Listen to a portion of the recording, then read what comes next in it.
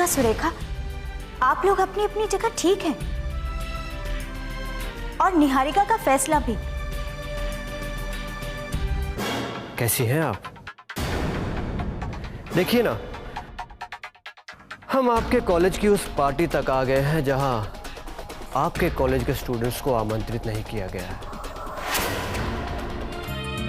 आप हैं कौन? मालविका जी, हम आपके कितने बड़े फैन हैं ये आपको हम कैसे बताएं?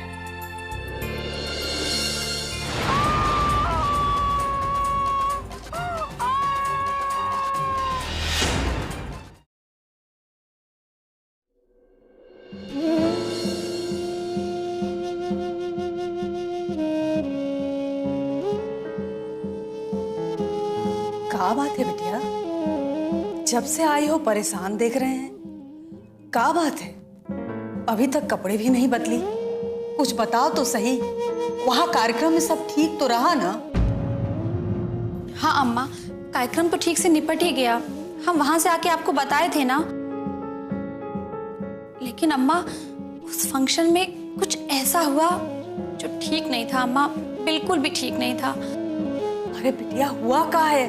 आखिर बताओ तो सही। पता है अम्मा, कॉलेज में किसी ने एक लड़की के ऊपर तेजाब फेंक दिया अम्मा। अम्मा, उस लड़की की हालत देखी नहीं जा रही थी। इतनी तड़प रही थी अम्मा वो लड़की। मन तो किया कि जिसने भी ये किया है ना, अगर एक बार मिल जाए ना तो। चुप हो जाओ, चुप हो जाओ बिटिया, ज्यादा मत सोचो। देखो बिटिया, हम ये नहीं कह रहे हैं कि जो कुछ भी हुआ वो ठीक हुआ। अरे वो बहुत गलत हुआ।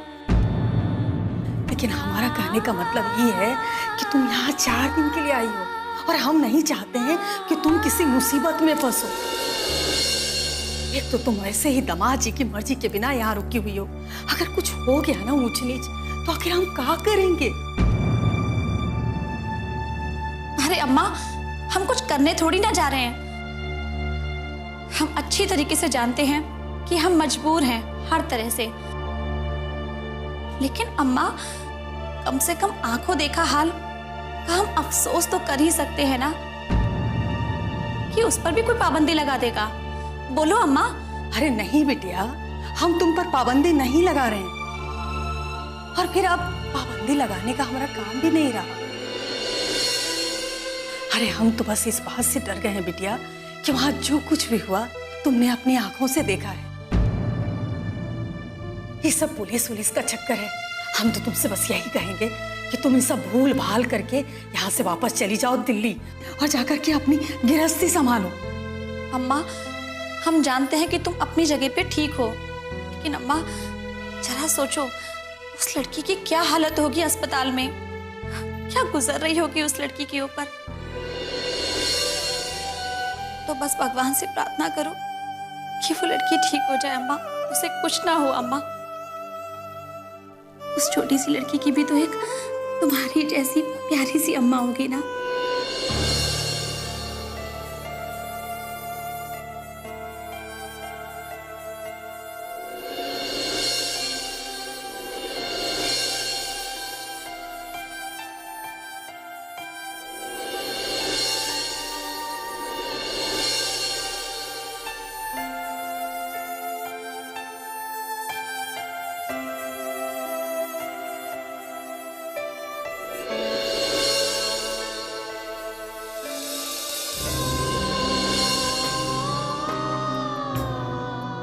कितनी बार समझाया इसको,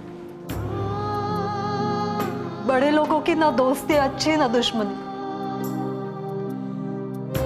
कहा था उसके मुंह मत लगा करो। जब अच्छा नहीं बोलती तो उससे बुरा भी क्यों बोला? उसके गुस्से को क्यों भड़काया उसने? पार्वती जी, आप ये कैसी बातें कर रही हैं? मेरी बेटी ने बुराई का विरोध किया है। बस कीजिए आप। ये सब आप ही की सोच का नतीजा है। इसी कारण वो आपसे भी 4 हाथ आगे निकल गई। अरे ये बड़ी बड़ी बातें करके और सिद्धांतों का बोझ अपने सिर पे लेके चलने से कोई समाज नहीं सुधारा जा सकता। बड़े समाज सेवक बनते हैं ना आप। तो जाइए ढूंढ के लाइए, अब लाइए पूरे समाज में से कोई ऐसा एक व्यक्ति जो उस अमीर आदमी के औलाद को सजा दिला सके।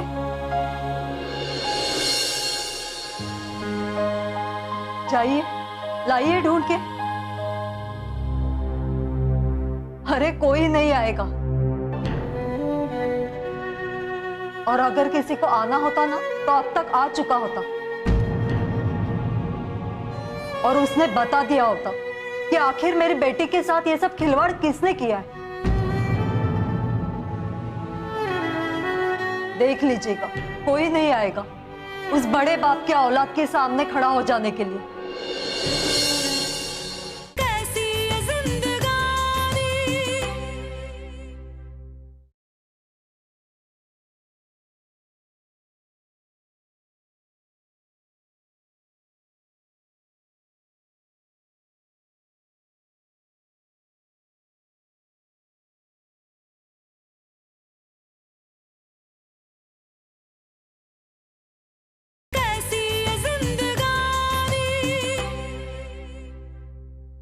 देख लीजिएगा कोई नहीं आएगा उस बड़े बाप के औलाद के सामने खड़ा हो जाने के लिए।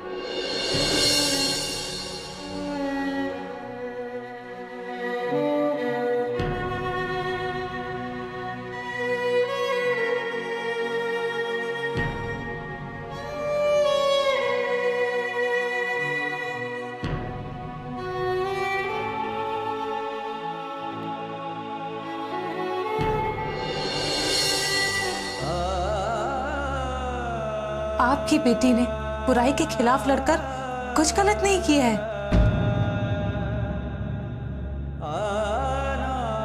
और आप लोगों ने जो उसे सिद्धांतों के संस्कार दिए हैं ना, सिर्फ और सिर्फ कोई सर पर पड़ा बोझ नहीं है।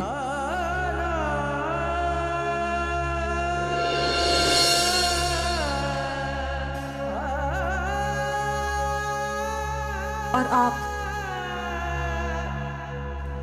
आप लोगों को तो गर्व होना चाहिए कि आपके घर में इतनी बहादुर लड़की ने जन्म लिया है।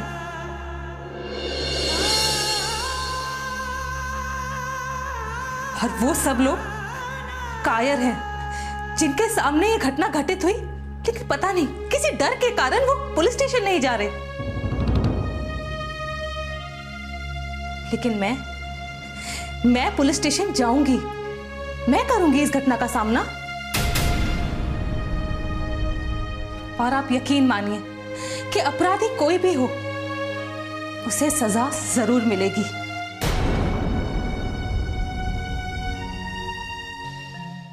आपने जो संस्कार अपनी बेटी को दिए हैं ना, वही संस्कार मुझे मेरे पिता से मिले। अपने पिता के सिखाए और दिखाए रास्ते को, और इस शहर को जहां मेरे पिता ने सच्चाई की लड़ाई लड़ते लड़ते अपनी जान दे दी,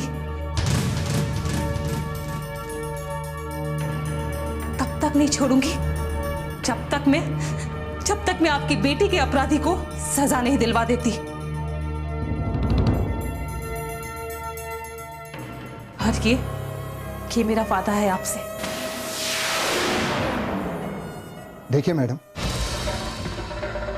ये मामला बहुत ही पेचीदा है, और किसी का भी बीच में पड़े ना, उसके लिए मुश्किलें भी खड़ी कर सकता है। ओह, तो आप मुझे डराने की कोशिश कर रहे हैं, लेकिन ये आप जरा भी ठीक नहीं कर रहे हैं। वैसे मुश्किलें तो उनके लिए भी खड़ी हो सकती है ना, जिन्होंने कॉलेज मैनेजमेंट के लिए पार्टी स्पॉन्सर की थी।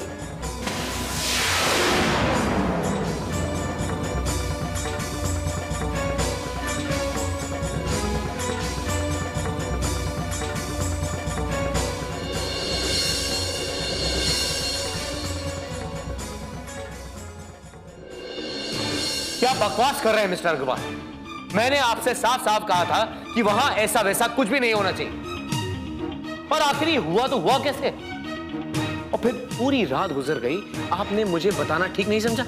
सर प्लीज सर, आप मेरी बात ध्यान से सुनिए। और वो ये कि उस लड़के को हमारी तरफ से इनवाइट किया ही नहीं गया था। किसे बेवकूफ बना रहे हो अग्रवाल? आखिर ये कैसे हो सकता है कि गर्ल्स कॉलेज की पार्टी में कुछ गहरे गहरे लोग बिना इजाजत अंदर आ जाएं और इतनी बड़ी घटना को अंजाम देकर चुपचाप निकल जाए? सर यही तो बात है जो मैं आपको समझाने की कोशिश कर रहा हूँ।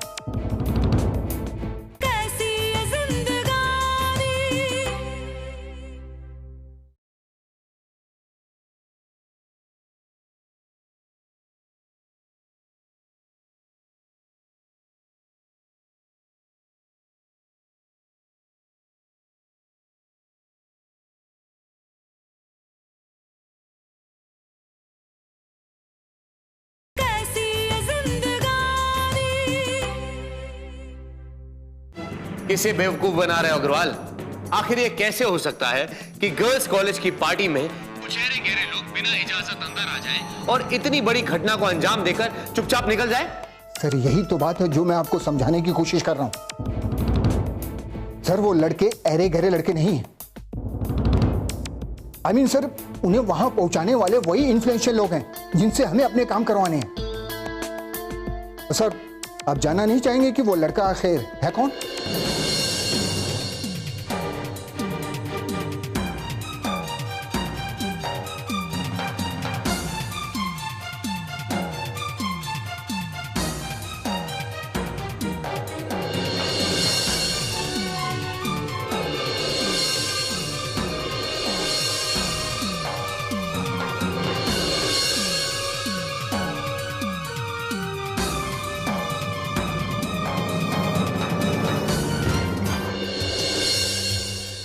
और सर उनकी राजनीतिक रसूख के सामने किसी में भी इतनी हिम्मत नहीं कि वो उनके खिलाफ जा सके। यहाँ तक कि पुलिस स्टेशन में भी अभी तक कोई गवाही देने तक नहीं पहुंचाई। सर समझ में आ गया अग्रवाल साहब। तो देखा जाए तो एक तरह से अच्छा ही हुआ कि हमारा नाम कम से कम इसमें इन्वॉल्व नहीं हुआ। वैसे और कहीं की बात होती ना तो हम खुलकर आपके उन दोस्तों का साथ देते, लेकिन क्या करें, बात हमारी पत्नी के कॉलेज से जुड़ी हुई है और हम किसी भी सूरत में इसमें इन्वॉल्व होना नहीं चाहते, क्योंकि हम ये बिल्कुल नहीं चाहेंगे कि हमारी पत्नी को इस बात की भनक लगे कि उन्हें बिना बताए हमने ये पार्टी स्पॉन्सर की थी। सर वो सब तो ठीक है, लेकिन सर मेरी परेशानी इसलिए थोड़ी बढ़ गई है कि सर कॉलेज को पुलिस जोन में से एक महिला जो कि एक सोशल वर्कर भी है, इस केस के खिलाफ लड़ाई लड़ने की जिद पकड़ चुकी है। सर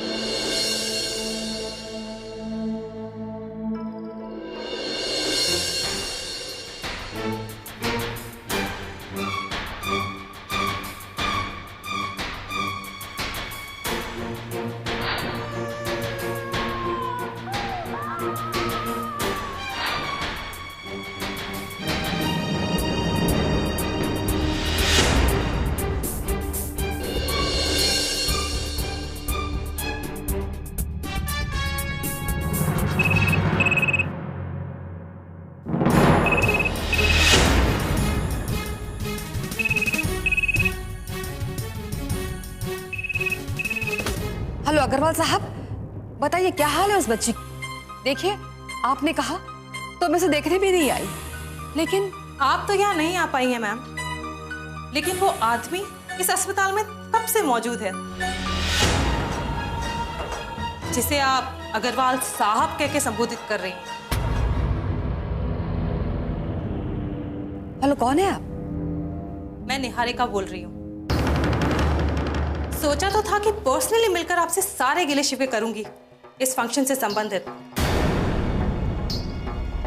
लेकिन होनी को शायद ये मंजूरी नहीं थी। निहारिका, मुझे पता है कि तुम इस कॉलेज के फंक्शन को अपोज कर रही थी और तुम फंक्शन में आई, लेकिन आप गलत कह रही है मैम। मैं अपोज फंक्शन को लेकर नहीं कर रही थी, बल्कि मेरा विरोध तो इस बात के लिए था कि उस फंक्शन में आए गए सारे ओल्ड स्टूडेंट्स को एक दायरे में रखना चाहिए था। लेकिन मैम अब जो घटना घटित हो चुकी है वो तो हो गई, लेकिन अब इस बारे में बात करने का शायद कोई मतलब नहीं बनता।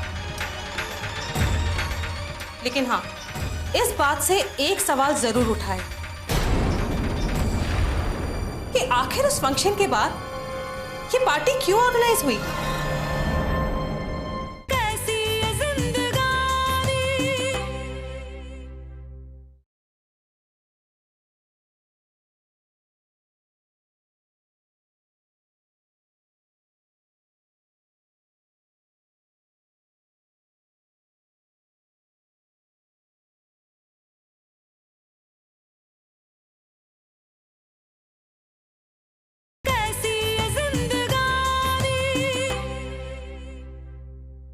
इस बात से एक सवाल जरूर उठाए कि आखिर उस फंक्शन के बाद ये पार्टी क्यों ऑर्गेनाइज हुई, और उस पार्टी में अगर ऐसे लोग आए तो कहां से आए और कैसे आए।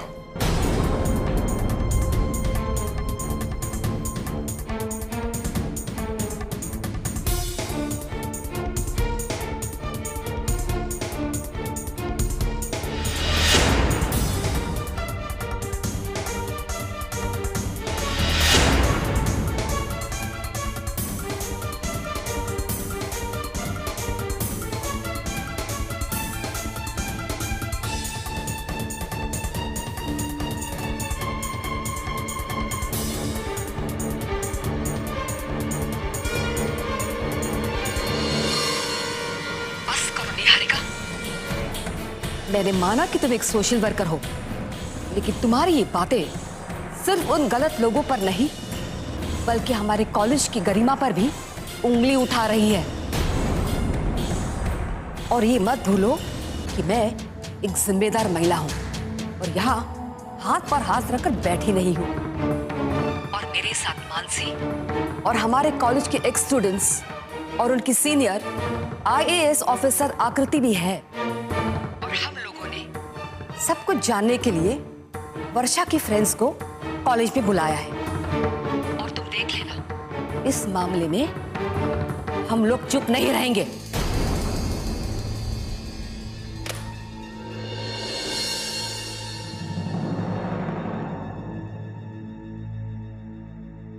आप लोग भले ही कुछ करें या ना करें, लेकिन मैं चुप नहीं रहूंगी।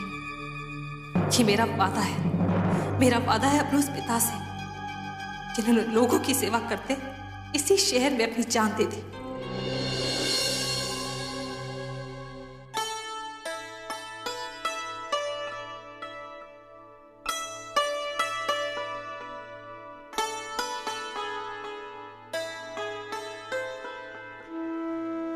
अरे टीका बिटिया, आते ही एक दिन में हमको घर के कामकाज से रिटायर कर दी ना।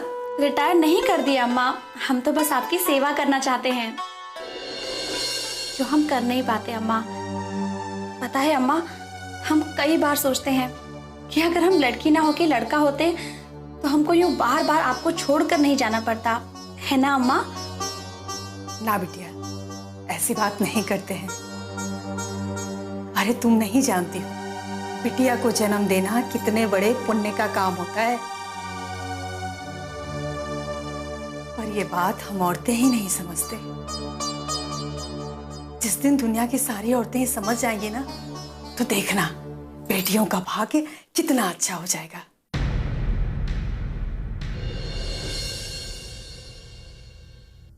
अब क्या हुआ बिटिया, किस सोच में डूब गई? कुछ नहीं अम्मा, बस वही जो तुम कह रही हो, भाग्य वाली बात। अम्मा पता है, हर जगह पे लड़कियों के बारे में बातें होती हैं, उनके अधिकारों के बारे में बात होती है, पर फिर भी उन्हीं लड़कियों के साथ पता नहीं कैसी कैसी घटना घट जाती है। पता नहीं अम्मा, उस बेचारी लड़की की क्या हालत होगी, क्या गुजर रही होगी उस पर। गुस्सा तो ऐसा आ रहा है ना अम्मा कि उन कलमुहों को ऐसी सजा दें, ऐसी सजा दें जो उन्होंने उस बेचारी को दे डाली। कहा तो तुम सही रही हो, जो हुआ उस लड़की के साथ बहुत गलत हुआ। अब लेकिन बिटिया, अब इस बारे में तुम ज्यादा मत सोचो। और अच्छा जाओ, अब यहाँ से तुम जाओ जाओ जाओ। अरे इतना सारा काम पड़ा है, सब खाना बनाना है, तुमने अपनी सहेलियों को बुलाया ना खाने पे। जाओ, बाप रे बाप कितना। हाँ अम्मा, अपनी सहेलियों को खाना हम ही खिलाएंगे, और फिर जैसे ही वो लोग आएंगे ना, पूरे भोपाल का चक्कर भी लगाएंगे, और उस बचपन को ढूंढने की कोशिश भी करेंगे जिसे हम बहुत पीछे छोड़ा है अम्मा। पर अम्मा, इतनी देर हो गई, वो लोग आए क्यों नहीं अभी तक? मैं अभी फोन लगा के पता करती हूँ। अरे हाँ, लेट हो गए हैं वहां पर। रूपाली, हाँ हेलो, कहाँ हो तुम लोग? इतनी देर क्यों कर दी? हाँ हाँ, अरे तू चुप कर, मेरी बात तो सुन। देख थोड़ा सा लेट हो गए थे, तू दरवाजा खोल, हम पहुंच गए। दरवाजा खोल जल्दी। अम्मा, वो लोग दरवाजे पर ही हैं। तुम सब्जी बनाओ, मैं अभी लेकर आती हूँ उन लोगों को। हाँ देखो सोचो।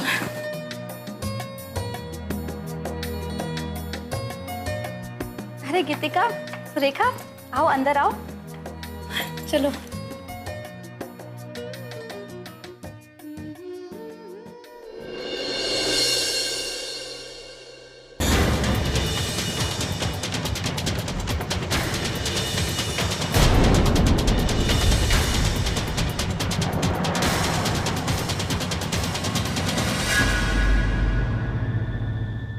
अगर तुम लोग घबरा कर कुछ बोल नहीं रही हो तो प्लीज घबराओ मत।